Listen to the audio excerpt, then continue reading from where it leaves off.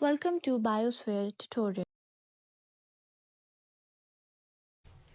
तो क्या हुआ, सेंट्रीफ्यूज के नतीजे में हमारे पास एक सेल के डिफरेंट कंपोनेंट आ गए।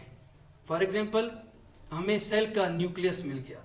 न्यूक्लियस, ये पूरा न्यूक्लियस है और न्यूक्लियस के दरमियान में भी एक छोटा सा दाना होता है जिसे क्या कहा जाता है, न्यूक्लियोलस कहा जाता है, जो हम डिटेल में बाद में पढ़ेंगे। हमने जब सेंट्रीफ्यूज कर लिया तो इसी न्यूक्लियस, ये हमें क्या चीज़ मिला बेटा, ये एक न्यूक्लियस हमें मिल चुका है। क्या बेटा, हमें ये न्यूक्लियस मिल चुका है। तो हमें बहुत सारे न्यूक्लियस मिल गए, 3 से 4 5 दाने न्यूक्लियस के हमें मिल चुके हैं।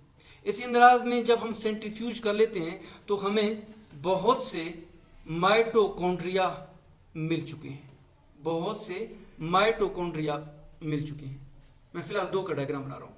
मैं सेंट्रीफ्यूज कर चुका हूँ तो मुझे मज़े से बहुत सारे क्लोरोप्लास्ट नजर आ रहे हैं। क्लोरोप्लास्ट की शक्ल समोसे की तरह है, तुम लोग देखते ही पहचान जाते हो कि ये क्लोरोप्लास्ट है।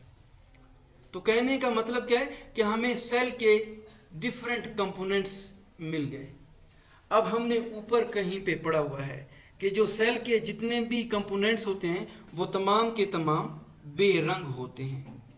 All the components of the cells are colourless. अब इसका भी कोई रंग नहीं, माइटोकॉन्ड्रिया का भी कोई रंग नहीं, और प्लास्टिड का भी कोई रंग नहीं, हमें दिखाई नहीं दे रहे इनका कौन सा कलर है। तो हम एक ऐसा टेक्निक इस्तेमाल कर लेते हैं जिसमें सेल के अंदर के जो सेल ऑर्गेनेलीज मौजूद हैं उनको रंग करें। उनको क्या करें, रंग करें। तो बायो का वो प्रोसेस जिसमें आप सेल के अंदर के चीजों को रंग करेंगे, उस प्रोसेस या उस टेक्निक को क्या कहा जाता है, स्टेनिंग कहा जाता है।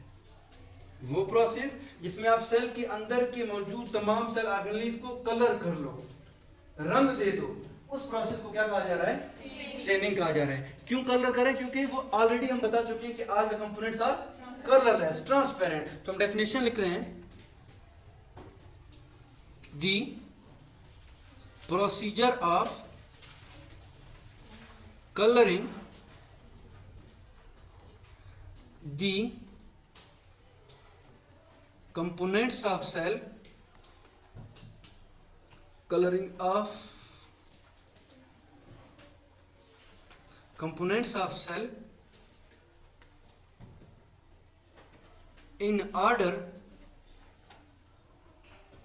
to identify them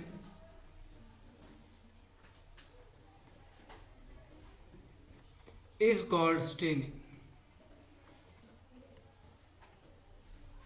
बायो के अंदर वो तरीक़ाकार जिसमें हम सेल के अंदर के तमाम चीज़ों को रंग दे दें। इसमें बेटा आप सिर्फ सेल को रंग नहीं दे सकते, इसमें इस प्रोसेस में इतना टेक्निक आ गया है कि आप पूरे टिश्यू को रंग दे सकते हो, इसमें आप पूरे ऑर्गन को रंग दे सकते हो। सिर्फ ये प्रोसेस नहीं है जिसमें रंग दे रहे हो, ये सेल के लेवल पे एक केले वो महदूद नहीं है, इसमें आप टिश्यू को भी रंग दे सकते हैं, पूरे ऑर्गन को भी रंग दे सकते हैं। अब जो रंग आप लोग इस्तेमाल करेंगे, अब जो रंग करने के लिए जो रंग आप इस्तेमाल करेंगे, उस रंग को नाम दिया जाएगा स्टेन का। किसका नाम दिया जाएगा, स्टेन का नाम दिया जाएगा। The colour used for staining, used for staining is called stain. उसे क्या कहा जाता है बेटा, स्टेन का नाम दिया जा रहा है। अब मुख्तलिफ कलर के रंग होते हैं, एक रंग इस्तेमाल नहीं होता, मुख्तलिफ कलर के रंग इस्तेमाल होते हैं। फॉर एग्जाम्पल कौन कौन से रंग इस्तेमाल होते हैं। पहला जो आप लोगों को आसानी से याद होगा, उसे क्या कहा जाएगा, इयोसीन कहा जाता है। इयोसीन एक रंग है, इयोसीन एक रंग है जिसे प्लांट के सेल्स को या सेल ऑर्गेनेल्स को रंग करने के लिए इस्तेमाल होता है। ज़ाइलीन एक रंग है जिसे स्टेनिंग के प्रोसेस के लिए इस्तेमाल किया जाता है। मीथाइलिन ब्लू एक रंग है जिसे स्टेनिंग के प्रोसेस के लिए इस्तेमाल किया जाता है। क्रिस्टल वायलेट एक किस्म का रंग होता है जिसे हम लोग रंग करने के लिए इस्तेमाल करते हैं। FUSCHIN फिस्टिन एक किस्म का रंग है जिसे आप कलर करने के लिए इस्तेमाल कर लेते हैं। और एक रंग है जिसे कहा जाता है बोरेक्स, जिसे आप रंग करने के लिए इस्तेमाल कर लेते हैं। आप में से कौन सी लड़की है जिसने बोरेक्स को यूज़ किया है? चलो बाकी यूज़ नहीं किए हैं, कभी बोरेक्स को तो यूज़ किया होगा या इस्तेमाल होते हुए घरों में देखा होगा जी। सिंदूर को बोरेक्स कहा जा रहा है बेटा, सिंदूर का क्या जा रहा है? बोरेक्स। शादी तो नहीं हो गई ना, वो बहनों की शादी होगी, अम्मी की होगी, कभी कभार लगाया होगा, सिंदूर को यूज़ किया होगा। तो सिंदूर को भी पौधों के अंदर के पार्ट्स को रंग करने के लिए इस्तेमाल हो रहा है, ठीक है ना बेटा। तो ये मुख्तलिफ किस्म के कलर हैं, मुख्तलिफ किस्म के कलर हैं जिनको हम पौधे के अंदर के तमाम सेल ऑर्गेनेल्स को रंग करने के लिए इस्तेमाल कर लेते हैं। कभी कभार एक रंग इस्तेमाल कर लेते हैं, फॉर एग्जांपल हमने कभी कभार एक मेटालिन ब्लू कलर का इस्तेमाल किया, कभी कभार एक ही सेल के अंदर दो या दो से ज्यादा कलर को भी यूज कर सकते हैं। हम रंग कर रहे हैं ना बेटा, आप लोग कपड़ों को देखते हैं, या तो कपड़ा मुकम्मल तौर पर या यूं रंगीन कपड़ा भी होगा, मुख्तलिफ कलर एक कपड़े के अंदर आ जाते हैं। तो रंग करने के कितने तरीकेकार हो सकते हैं? दो तरीकेकार, या तो सिर्फ एक रंग इस्तेमाल होगा या दो से ज्यादा रंग इस्तेमाल होगा। तो जो स्टेनिंग का प्रोसेस है इसके कितने टाइप हो गए? दो टाइप हो गए। जिंदाबाद। There are two types of staining. रंग करने के दो तरीके होते हैं। जब आप सिर्फ एक रंग इस्तेमाल करो तो उसे क्या कहा जाता है? सिंगल स्टेनिंग कहा जाता है। When you use just a single colour तो उसे क्या कहा जा रहा है? सिंगल स्टेनिंग कहा जा रहा है।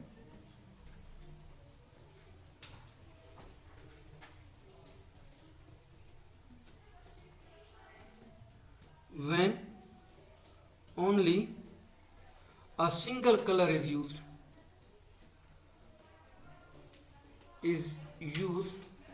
for purpose of staining, it is called as single staining. For example बेटा, ये एक सेल है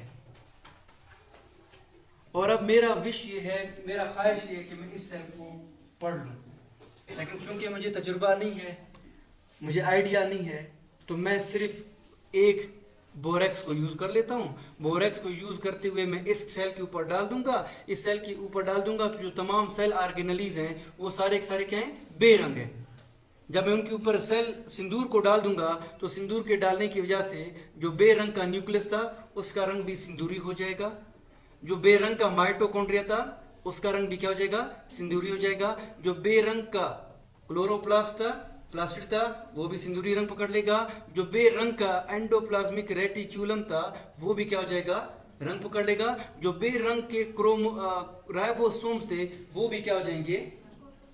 एक सिंदूरी कलर पकड़ लेंगे। तो इस सेल को हमने एक किस्म के रंग से क्या कर दिया है? रंग दिया है। सिर्फ एक रंग यूज किया, सिर्फ एक रंग को यूज कर रहे हैं रंग करने के लिए। इस प्रोसेस को क्या कहा जा रहा है? सिंगल स्टेनिंग कहा जा रहा है। अगला है डबल स्टेनिंग या मल्टीपल स्टेनिंग, जो आपकी मर्जी है, जो भी नाम दे दे कोई मसला नहीं। डबल स्टेनिंग या multiple staining.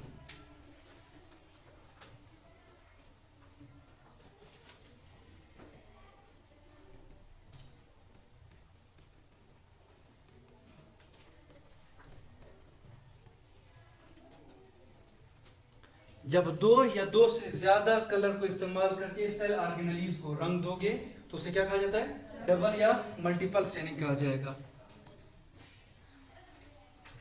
When two or more than two color are used for the purpose of staining, it is called as double staining. For example बेटा, मैंने जब इस सेल को रंग दिया तो मुझे कोई ख़ास फ़ायदा नहीं दिया, बस ये फ़ायदा हुआ कि पहले ये जो तमाम चीज़ें थे बेरंग थे, मुझे दिखाई नहीं दे रहे थे। स्टेनिंग करके ये फ़ायदा हुआ है कि मैं इनको अब क्या कर रहा हूँ? देख सक रहा हूँ। सिंगल स्टेनिंग का मुझे खाली एक फ़ायदा हुआ है, पहले ये बेरंग थे, अब मैं इनको देख नहीं सक रहा था, मैंने रंग दे दिया तो मैं तमाम क्या कर रहा हूँ? देख सक रहा हूँ, बस ये है। लेकिन मैं अभी इनको पहचान नहीं पा रहा, मैं इनमें फर्क नहीं कर पा रहा।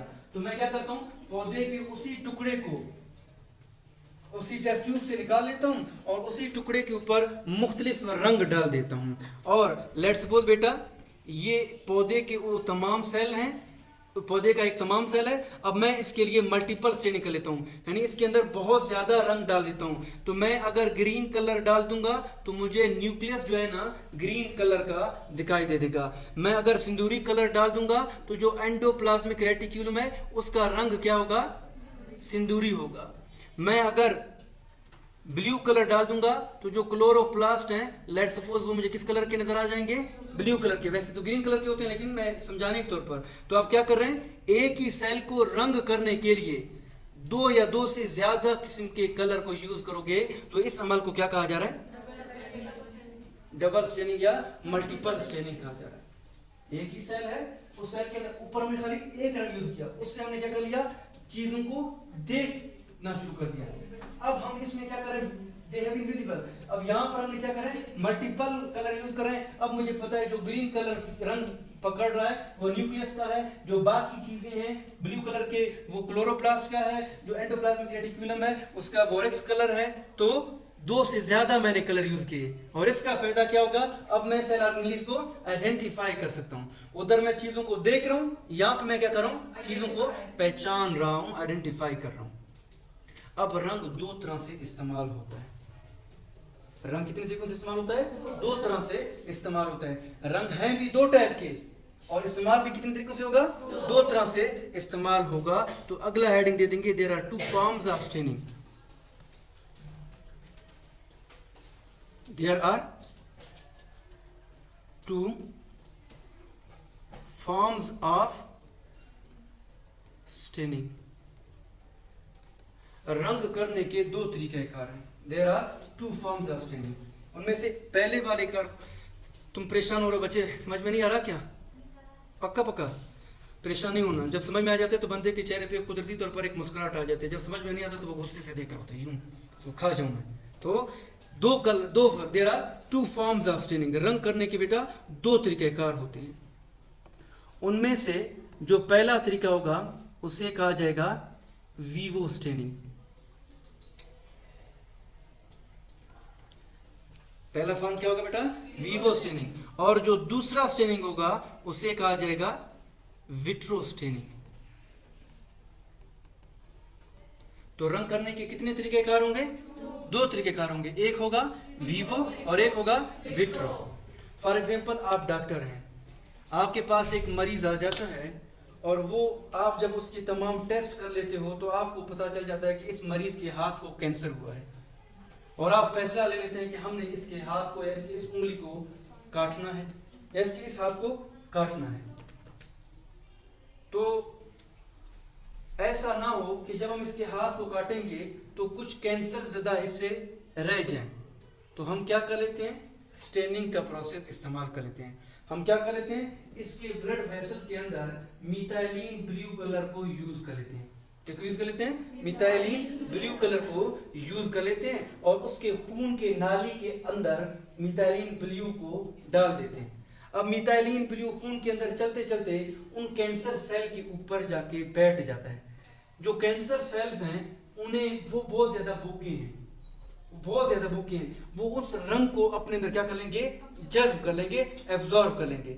अलबत्ता जो कैंसर की सेल नहीं है वो इस रंग को क्या करेंगे, इग्नोर करेंगे, उसे लिफ्ट नहीं दे देंगे। और यूं जो कैंसर वाला पूरे का पूरा हिस्सा है वो हमारे पास नीले रंग का हो जाएगा। किसका होगा, नीले कलर का होगा।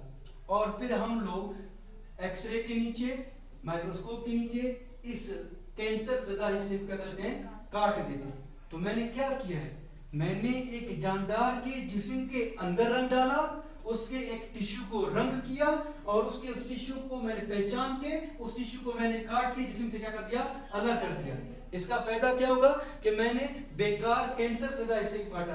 अगर मैं ये प्रोसेस ना करता तो वो जो कैंसर के सेल हैं खुदा न खास्ता कुछ क्या हो जाते, रह जाते और वो फिर खून के अंदर जाते और वो पूरे बॉडी में क्या हो जाते, फैल जाते। पहले हम हाथ का एक छोटा सा टुकड़ा काटते, फिर यहाँ से काटते, फिर यहाँ से काटते, फिर अगर जब यहाँ से काटोगे उसके बाद मुंडी बच जाती है, सारी बच जाती है, पूरे बंदे को करना क्या, तो बंदा मर ही जाएगा। तो क्या हो गया, ये एक ऐसा प्रोसेस है जिसमें हम जानदार के जिस्म के अंदर रंग डाल रहे हैं।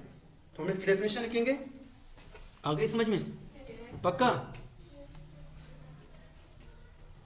The method of staining in which the stain is injected in the body of living organism, in the body of living organism। ये समझ में आ गया? और इसमें ज्यादातर हम लोग मिथाइलिन ब्लू को यूज कर लेते हैं। इसमें हम कौन से कलर को ज्यादातर इस्तेमाल कर लेते हैं? मिथाइलिन ब्लू को इस्तेमाल कर सकते हैं। क्यों? क्योंकि मिथाइलिन ब्लू खतरनाक नहीं है। अगर कोई और कलर को यूज करेंगे, हो सकता है वो कलर जिस्म के अंदर अपने रिएक्शन पैदा करे, हो सकता है वो जिस्म को और नुकसान दे दे, हो सकता है वो गुर्दों को फेल कर दे। तो वीवो में हम उस रंग को उठा के जानदार के जिस्म के अंदर डाल रहे हैं, और ये कुदरती तौर पर ऐसा कलर होगा जो जिस्म को नुकसान नहीं देगा। और इसका फायदा क्या होगा कि इसकी वजह से हम कैंसर ज़्यादा हिस्से को पहचान जाते हैं। फॉर एग्जांपल फीमेल में ब्रेस्ट कैंसर हो जाता है, हमने ब्रेस्ट मास्टेक्टोमी करनी होती है, तो हम कैसे पहचान जाते हैं? मैं ऑपरेशन थिएटर में मौजूद होता हूँ, कैसे पहचान जाते हैं? मैं क्या कर लेता हूँ, एक इंजेक्शन के जरिए से जो एक्सियल नर्व आ रही होती है, एक्सियल वेन आ रही होती है, उसके अंदर मैं इंजेक्ट कर लेता हूँ, रंग को इंजेक्ट कर लेता हूँ। अब जो कैंसर ज़्यादा रंग होगा वो ब्रेस्ट के उस पोर्शन के अंदर जाके जज्ब हो जाएगा और वो जगह नीला हो जाएगा। मैं उस जगह को क्या कर लेता हूँ, काट देता हूँ, और बाकी जो महफूज जगह है जहाँ पर कैंसर नहीं है वो महफूज हो जाता है। जो कटा हुआ है वहाँ पर मैं उसको सिलिकॉन को डाल देता हूँ, और एक फीमेल की जो है ना कॉस्मेटिक सर्जरी भी हो जाती है, और वो जो एक बीमारी खतरनाक बीमारी में उस बीमारी से क्या हो जाता है, बच जाता है। तो कितना बेहतरीन तरीक़ाकार है। हम जिस्म के सड़े हुए बेकार हिस्सों को निकाल रहे हैं। अगर ये नहीं होता, पूरा ब्रेस्ट निकालना होता, तो क्या बच जाती भाई? तो एक कॉस्मेटिक सर्जरी खराब हो जाती है। अब अगला हम पढ़ने जा रहे हैं अगला हम पढ़ने जा रहे हैं विट्रो स्टेनिंग। एक फीमेल मेरे पास आ जाती है, मुझे अपने रिपोर्ट्स दिखा देती है कि मेरे कमर पर या मेरे कंधे के ऊपर एक दाना निकला है, या मेरे हाथ के अंदर यहाँ पर कोई गैंग्लियन निकला है, यहाँ पर कोई दाना निकला है। तो मैं रिपोर्ट पढ़ लेता हूँ, मैं थोड़ा सा शक हो जाता हूँ कि हो सकता है ये दाना कोई ट्यूमर है, कोई कैंसर का दाना है, या ये दाना ब्रेन के अंदर कोई ट्यूमर है, या इस बंदे के मुंह के अंदर एक दाना निकला हुआ है। अब मैं क्या कर लेता हूँ, एहतियाती तौर पर मैं पहले इस दाने को काट के इसके जिस्म से अलग कर लेता हूँ। फिर इस दाने को एक डब्बे के अंदर बंद करके इस दाने को एक लेबॉर्ट्री के अंदर भेज देता हूँ, और लेबॉर्ट्री में जाके इस दाने के अंदर रंग भरता हूँ, और फिर इस दाने के अंदर अगर कोई कैंसर ज्यादा हिस्सा था वो उस रंग क्या करेगा, एब्जॉर्ब करेगा, और मुझे पता चलेगा कि ये जो दाना था ये कैंसर का दाना था जिसको मैंने काटा है। हो सकता है ये कैंसर का दाना जिस्म के दूसरे हिस्से में फैल गया है। मैं अगले प्रोसीजर की तरफ तैयारी कर लेता हूँ। तो इसमें मैं क्या करूँ भाई, इसमें मैं रंग को जानदार के जिस्म के किसी कटे हुए हिस्से के ऊपर इस्तेमाल कर रहा हूँ। वहां पर मैं रंग को जिस्म के अंदर डाल रहा हूँ, यहाँ पर मैं रंग को किस पे इस्तेमाल कर रहा हूँ, जिस्म के कटे हुए हिस्से पर, यानी वो जो जिस्म का हिस्सा है वो जिस्म से अलग हो चुका है। फॉर एग्जाम्पल मेरी उंगली को कैंसर है, उंगली को कैंसर है, मैं ऑपरेशन के जरिए से अपनी उंगली को काट देता हूँ, इसको मैं लैब भेज देता हूँ। लैब वाले टेक्निक इसके अंदर रंग इस्तेमाल करेंगे और इसको इस्तेमाल करेंगे, और फिर क्या होगा, वो जो कैंसर की चीजें मेरे सामने आ जाएंगे कि कौन सी टाइप का कैंसर है, क्या ये अच्छा कैंसर है या ये वो मेटास्टेटिक कैंसर है, कार्सिनोमा है जो पूरे बॉडी में क्या हो रहा है, फैल रहा है। तो इस विट्रो के अंदर हम क्या कर रहे हैं, उस जिस्म को काट रहे हैं, काटने के बाद रंग कर रहे हैं। जहां पर वीवो में क्या कर रहे हैं, जिस्म के मौजूद है तब हम रंग कर रहे हैं। The method of staining, the method of staining in which the body part has been removed out from the body.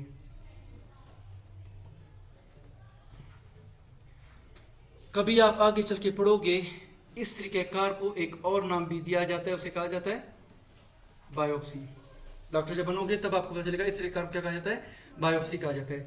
एक तुम लोग का मैं लेवल चेक करना चाहता हूँ, मुझे बताओ तुम लोगों ने ये स्टेनिंग का प्रोसीजर पहले कहाँ पे पढ़ा हुआ? बताओ भाई, स्टेनिंग का प्रोसेस पहले कहाँ पे पढ़ा? कोई केमिस्ट्री बोल रहा है, कोई 10th बोल रहा है, कहाँ पे पढ़ा था? जी जी, लीफ के अंदर पढ़ा था, और कहाँ पे पढ़ा था, मुझे बेहतरीन एग्जांपल बताओ।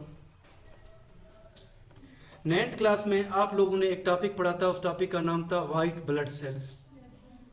आप लोगों ने कहा था कि वाइट ब्लड सेल्स भी बेरंग होते हैं, जिन्हें जो खून के अंदर होते हैं तो हम इन्हें देख नहीं सकते। तो हम क्या कर लेते हैं, खून के अंदर स्टेनिंग का प्रोसेस कर लेते हैं, और स्टेनिंग के प्रोसेस की वजह से जी जी अच्छा ये भाई जिनको 3 दिन ट्रायल। तो आप वाइट ब्लड सेल्स 5 टाइप के होते हैं। जब आप 5 टाइप के वाइट ब्लड सेल्स को रंग देते हैं तो आपके सामने एक टाइप आ जाता है जिसका नाम है इयोसिनोफिल। नाम से जाहिर है कि ये वाइट ब्लड सेल्स कौन सा रंग पकड़ेगा, इयोसिन का रंग पकड़ेगा। एक का नाम होता है बेजियोफिल, जो किसका रंग पकड़ेगा, बेजियोफिल, बेस रंग का रंग पकड़ेगा। 10th क्लास में आप लोगों ने 5 types of white blood cells पढ़े थे। वो जो 5 टाइप थे वो किस बुनियाद पर पढ़े थे, वो इसी स्टेनिंग की बुनियाद पर पढ़े थे कि हम इनको रंग कर लेते तो 5 किस्म के वाइट ब्लड सेल्स हमारे पास बन जाते हैं। ये बात आ गई समझ में। अब हमने क्या कर लिया बेटा, अब हमने जो ये सेल के कंपोनेंट्स हैं, अब हमने इनको रंग कर लिया। रंग करने के बाद अब हमने इनको पहचान लिया कि ये जो ग्रीन कलर के अभी जो डॉट्स बन रहे हैं ये क्लोरोप्लास्ट है, ये हमारे पास न्यूक्लियस है, ये हमारे पास एंडोप्लाज्मिक रेटिक्यूलम है। अब मेरे पास ये चीज़ें क्या हो गई, आ गई हैं, मुख्तलिफ रंग है ना भाई, अब ये चीज़ें मेरे पास आ गई हैं।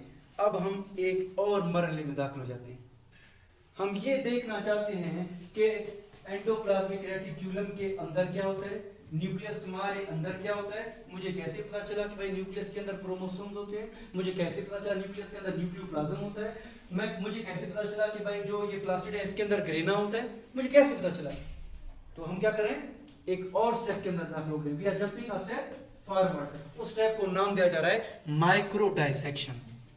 अब हम अगले लेवल पे जा रहे हैं, अगला टेक्निक है, उसे क्या कहा जा रहा है, माइक्रो डाइसेक्शन कहा जा रहा है।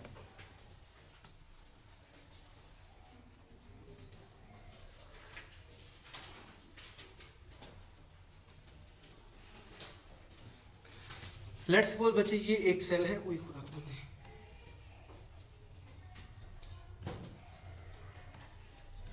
लेट्स सपोज बच्चे ये हमारे पास एक सेल है।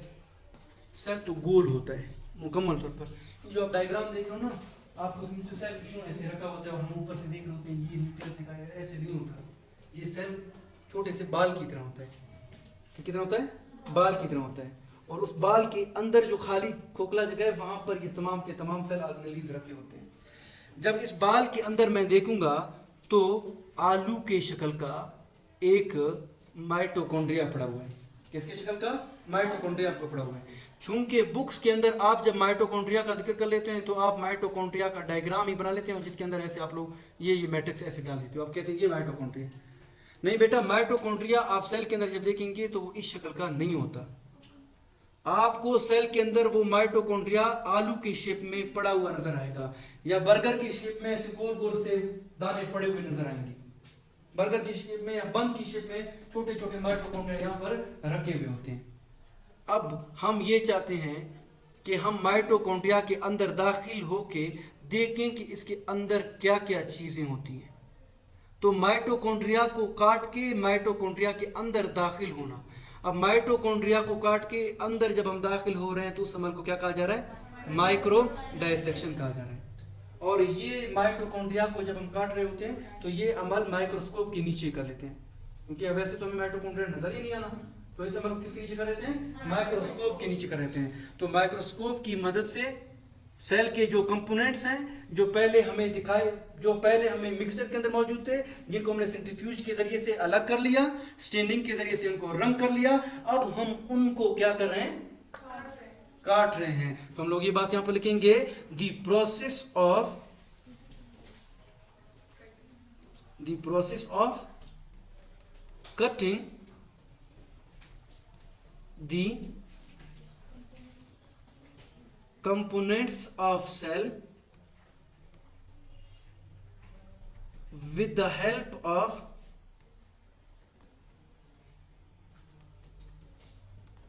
microscope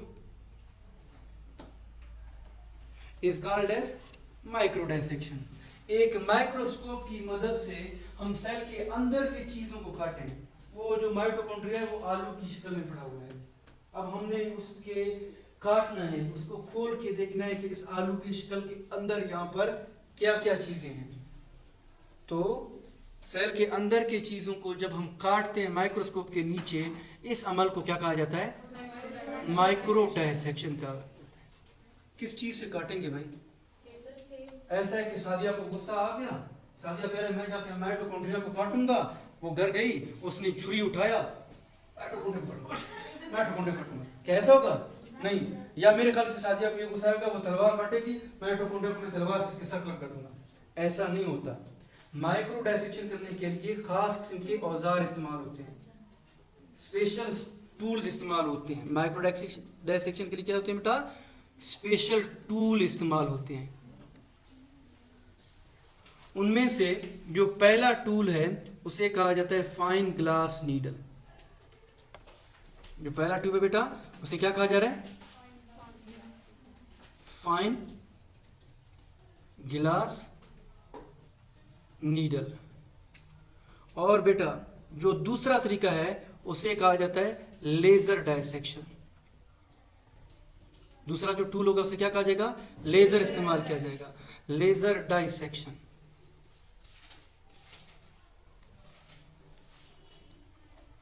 अगर टूल दो तरह के हैं तो माइक्रो डायसेक्शन कितने तरह का होगा? वो भी दो तरह का होगा। तो इस वजह से हम कह देते हैं there are two types of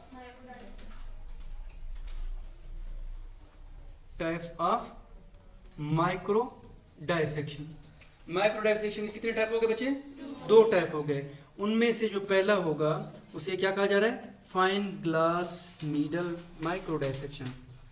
पहला जो तरीका है उसे क्या कहा जा रहा है? Fine glass needle micro dissection. MD मतलब माइक्रो डायसेक्शन। नाम के अंदर ही इसका सारी कहानी छुपा हुआ है। फाइन FINE इंतहाई बारीक, ग्लास नीडल ऐसा नीडल जो ग्लास से बना हुआ हो। हॉस्पिटल आप लोग जाती हैं, जो नर्स होती है वो इंजेक्शन के अंदर दवाई भर लेती है। इंजेक्शन के सामने एक स्टील से बना हुआ ऐसे नीडल होता है, वो दवाई इसके अंदर दाखिल किया जाता है, फिर यहाँ से इंजेक्शन के अंदर आ जाता है और इंजेक्शन के नीचे यहाँ पर एक पंप लगा होता है। वो पंप के जरिए से क्या कर लेते हैं? पुल कर रहे होते हैं। इस नीडल में और इस नीडल में कोई फर्क नहीं है, ये दोनों एक जैसे नीडल हैं। बस फर्क क्या है कि ये जो नीडल है ये किस चीज़ से बना हुआ है? किसी स्टील से बना है, किसी कार्बन कंपाउंड से बना है। अलबत्ता ये जो स्टील यहाँ पर जिस चीज़ को इस्तेमाल करेंगे ये किस चीज़ से बना होगा? शीशे के गिलास से बना होगा। और ये इंतहाई बारीक होता है, आपके सर के बाल जितना ये बारीक होता है। अब सवाल ये बनता है फिर ये गिलास से क्यों बना हुआ है? क्योंकि जब हम किसी चीज को काट के पीछे से सक करेंगे तो वो चीज जब इसके अंदर दाखिल होकर गुजरेगा तो हम इसको गुजरते हुए क्या करेंगे? आगे जाते हुए देखेंगे। अगर ये स्टील से बना हुआ था तो क्या हम इसको गुजरते हुए देख सकते थे? नहीं देख सकते थे। तो मकसद क्या है कि ये चीज किस चीज से बना है? गिलास से बना हुआ है। फाइन ग्लास नीडल को यूजुअली हम क्रोमोसोम्स के पार्ट पढ़ने के लिए इस्तेमाल करते हैं। क्रोमोसोम्स के पार्ट्स पढ़ने के लिए इस्तेमाल कर लेते हैं। फाइन ग्लास नीडल की जो टेक्निक है इसको हम किसको पढ़ने के लिए इस्तेमाल कर लेते हैं? क्रोमोसोम्स को पढ़ने के लिए इस्तेमाल कर लेते हैं। बेटा देखिएगा, ये हमारे पास एक क्रोमोसोम है। अब मैं देखता हूँ कि भाई एक बंदे की जीन्स के अंदर म्यूटेशन आ गया, उसे कैंसर हुआ है या उसे हीमोफीलिया हुआ है या उसे एनीमिया हुआ है, कोई जेनेटिकल डिजीज़ उसे हुआ है या नजीब साहब की तरह गंजा हुआ है, बाल्डनेस। ठीक है ना बेटा? तो आप यहाँ पर देखेंगे क्रोमोसोम के ऊपर मैं एक ख़ास टुकड़े को मखसूस कर लेता हूँ, हाईलाइट कर लेता हूँ। अब मैं चाहता हूँ कि इस ख़ास टुकड़े के अंदर कौन से जीन मौजूद हैं। लेट्स सपोज यहाँ पर CAT जीन्स मौजूद हैं, साइटोसिन, एडेनिन, थायमिन। भूल तो नहीं गए 10th क्लास? पक्का? Cytosine, adenine and thymine.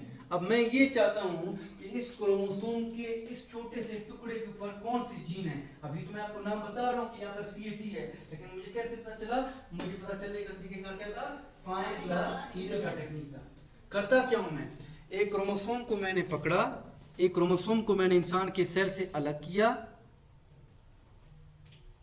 और इस क्रोमोसोम को मैंने एक स्लाइड के ऊपर डाल दिया। हुई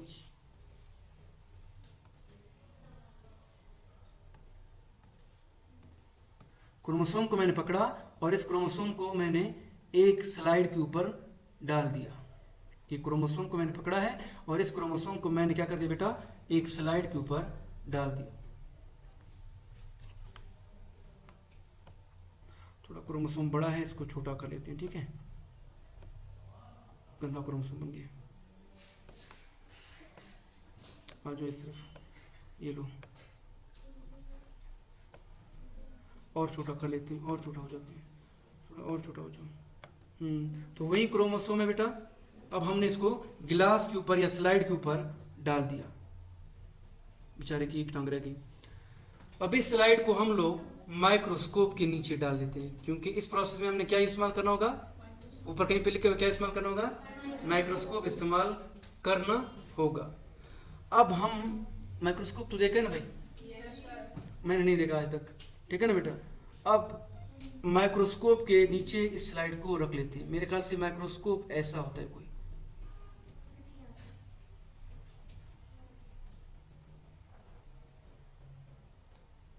ऐसा होता है ना बेटा, तकरीबन ऐसा होता है। यहाँ पर इसके ऑब्जेक्टिव लेंस होते हैं, यहाँ पर इसका आई पीस होता है बेटा, ऐसा होता है ना माइक्रोस्कोप। मेरे ख्याल से तकरीबन ऐसे ही होता होगा। डायग्राम कहाँ पर अच्छे होंगे। तो हम क्या कर लेते हैं बेटा, इस स्लाइड को उठा के, इस स्लाइड को उठा के, क्या हो गया, इस साइड को उठा के हम माइक्रोस्कोप के नीचे रख देते हैं। ये वही स्लाइड है जिसको हम छोटा कर रहे हैं, छोटा कर रहे हैं, छोटा कर रहे हैं। इसको उठाया और इसको हमने माइक्रोस्कोप के नीचे डाल दिया। अब हम ऊपर माइक्रोस्कोप से यहाँ पर देख रहे होते हैं और हमारे पास क्या है बेटा, वो फाइन ग्लास नीडल है। अब ऊपर से देख रहे होते हैं, हाथ में फाइन ग्लास नीडल है, माइक्रोस्कोप से नीचे देख रहे होते हैं। जो ज़रूरत की जगह है उसको हमने रंग किया हुआ है, जो जरूरत की जगह है उसको हमने क्या किया बेटा, कलर किया हुआ है। ऐसे कैसे देखेंगे, चेंज कर रहे होते हैं। ये हर प्रोसेस अगले प्रोसेस में क्या होगा, इस्तेमाल होगा। तो हम कलर कर लेते हैं और उस नीडल के बाल जितने पतले से नीडल के जरिए से वो जो जरूरत की पिंक कलर की जो जगह है, जो भी यहाँ पर आपको डॉट की सूरत में नजर आ रहा है, उसको हम क्या कर लेते हैं, काट के अलग कर लेते हैं। वो जो पिंक कलर है उसको जब काट के अलग करके इस सिरिंज के अंदर डाल देते हैं, फिर इस कटे हुए हिस्से को इलेक्ट्रॉन माइक्रोस्कोप के नीचे रख लेते हैं, तो हमें पता चल जाता है कि ये जो कटा हुआ जगह था इसके अंदर 3 जीन्स होते हैं जिनका सीक्वेंस क्या है, CAT, कैट इसका सीक्वेंस है। तो हमने क्या कर दिया, एक माइक्रोस्कोप के जरिए से बाल जितने पतले से नीडल को उठाया, उसके जरिए से हमने माइक्रोस्कोप के नीचे एक क्रोमोसोम के टुकड़े को काट दिया। इस अमल को क्या कहा जा रहा है, क्या कहा जा रहा है बेटा, fine needle, fine glass needle micro dissection कहा जा रहा है। अगला तरीकाकार है लेजर डायसेक्शन। ये समझ में आया बेटा? अच्छा, ये मैं यहाँ पर जुबानी आपको डिटेल में समझा रहा हूँ, बुक में इतनी डिटेल में नहीं है, बुक में इतनी तफसील नहीं है। वो जस्ट इसका नाम लिखे हुए, तो आप लोग उनको इनका नाम लिख लें। कौन से तुम लोग PhD कर रहे हो जो तुम लोगों को पूरी प्रोसीजर को लिखना पड़ेगा, मैं लिखूंगा ताकि बोर्ड में नंबर नहीं आएंगे, उल्टा 0 मिलेगा, टप्पणी पड़ेंगे रॉन्ग अक्षर से। तो जितना बुक में लिखा हुआ उतना याद कर लो। मैं ज़्यादा पढ़ा रहा हूँ क्योंकि मुझे जो ना, मैं थोड़ा सा क्या पढ़ूँ। अब लेजर माइक्रो डायसेक्शन, अगला हम पढ़ने जा रहे हैं, लेजर माइक्रो डायसेक्शन।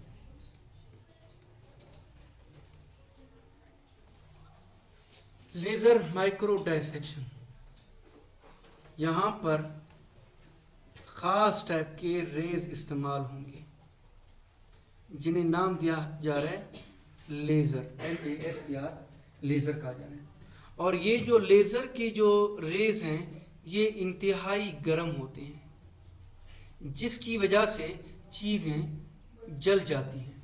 इसकी वजह से क्या हो जाती हैं, चीज़ें जल जाती हैं। और इस अमल के ज़रिए से हम बायो के अंदर एक स्पेसिफिक पार्ट को पढ़ लेते हैं। इस सवाल की तरह से हम बायो के क्या करते हैं, स्पेसिफिक पार्ट्स को पढ़ लेते हैं। बेटा जरा देखिएगा, लेट सपोज ये एक पत्ता है,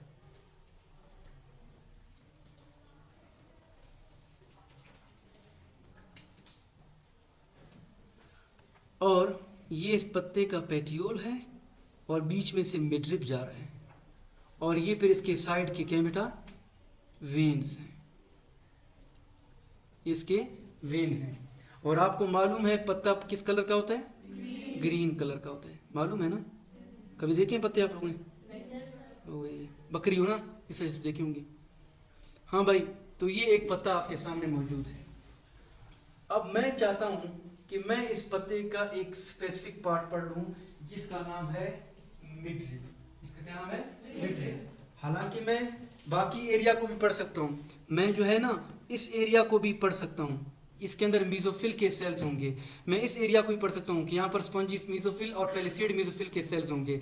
अलबत्ता मैं इस एरिया को पढ़ना चाहता हूँ, देखना चाहता हूँ कि ये जो बीच का एरिया है यहाँ पर कौन से सेल्स होते हैं।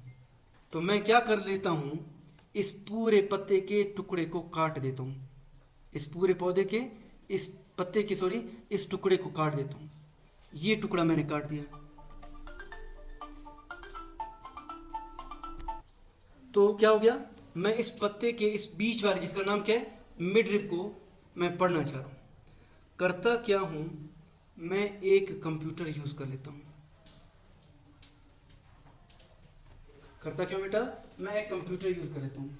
इस कंप्यूटर के साथ बिजली की तार लगी हुई है, और वो बिजली की तार आगे जाके एक और मशीन के साथ अटैच है। बिजली की तार आगे जाके एक और मशीन के साथ अटैच है। इस मशीन को नाम दिया जा रहा है लेजर गन का, LASER, लेजर गन का नाम दिया जा रहा है।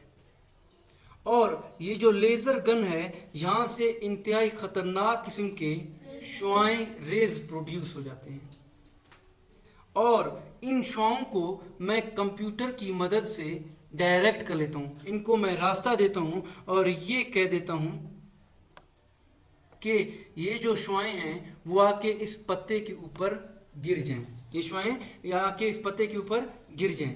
और आपने कहीं पे पढ़ा है कि ये शुआएं क्या काम कर देते हैं, चीज़ों को जला देते हैं। अब मुझे पता है कि मैंने कौन सा एरिया पढ़ना है, ये बीच का काला एरिया पढ़ना है, साइड के जो एरियाज हैं वो मुझे पढ़ने नहीं है।